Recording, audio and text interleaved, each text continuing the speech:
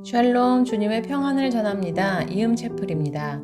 오늘 말씀은 누가복음 13장 22절에서 35절 말씀입니다. 제가 메시지 성경으로 읽겠습니다. 예수께서 계속해서 각 성읍과 마을로 다니며 가르치셨으나 시종일관 예루살렘을 향해 가고 계셨다. 어떤 구경꾼이 말했다.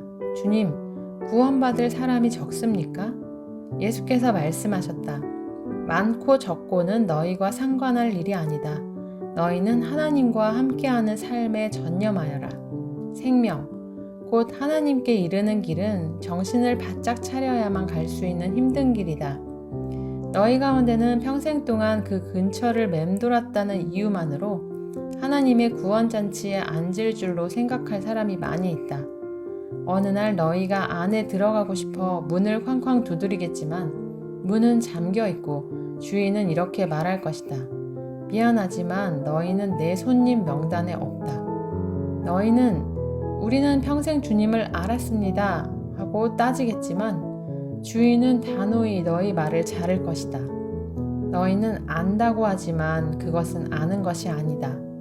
너희는 나에 대해 조금도 모른다. 그때 너희는 은혜에서 소외된 자가 되어 바깥 추운 데 있을 것이다. 너희는 아브라함과 이삭과 야곱과 모든 예언자들이 하나님 나라로 행진에 들어가는 것을 볼 것이다. 너희는 동서남북 사방에서 사람들이 흘러 들어와서 하나님 나라 식탁에 앉는 것을 볼 것이다.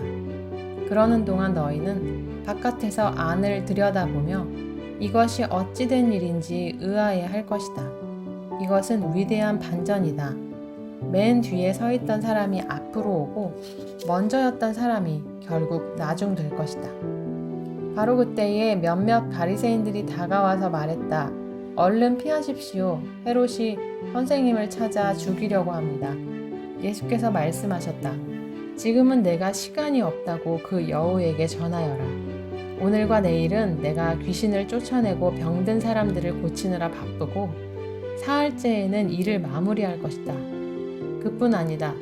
예언자가 예루살렘 밖에서 불운한 최후를 맞는 것은 합당하지 않다. 예루살렘아 예루살렘아 예언자들을 죽이고 하나님의 심부름꾼을 학대하는 너희여 암탉이 제 새끼를 날개 아래 안전히 품듯이 내가 너희 자녀들을 간절히 모으려고 했으나 너희는 거부하고 돌아섰다. 이제는 너무 늦었다. 너희가 복되다. 하나님의 이름으로 오시는 이여 하고 말하는 날까지 너희가 다시는 나를 보지 못할 것이다. 어떤 사람이 구원받는 사람의 수가 적으냐? 라는 이런 질문을 하는데 아마도 그가 보기에는 구원받는 사람이 그리 많지 않을 것 같다고 생각했던 모양입니다. 예수님은 그 수가 많다, 적다 라고 대답은 하지 않으시고 다만 그곳으로 들어가는 문이 좁다 라고 말씀하시죠. 얼마나 많은 사람들이 그 안으로 들어갈 수 있을지는 알 수 없지만 아무나 쉽게 들어갈 수는 없다라는 말씀입니다.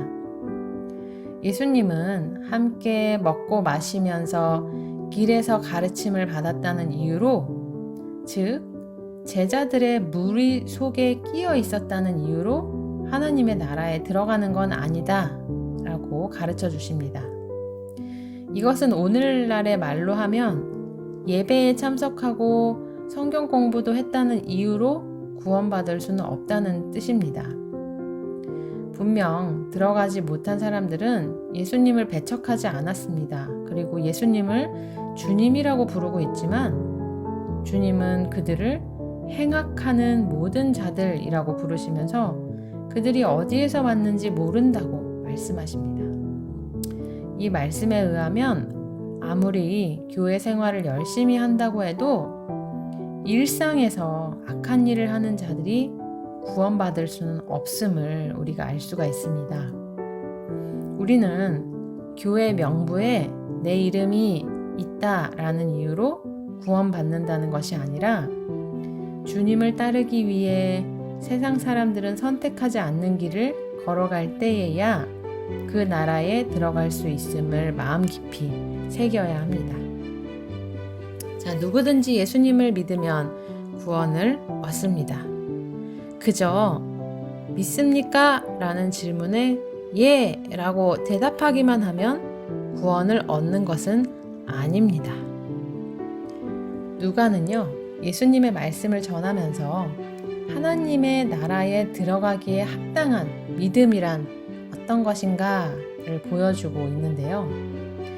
그 믿음은 분명 입으로만 믿습니다를 계속 말하는 것과 상관이 없습니다. 구원받기에 합당한 믿음이란요, 곧 회개에 합당한 열매를 맺는 것이거든요. 자, 믿는다면 그에 어울리는 열매를 맺어야 합니다.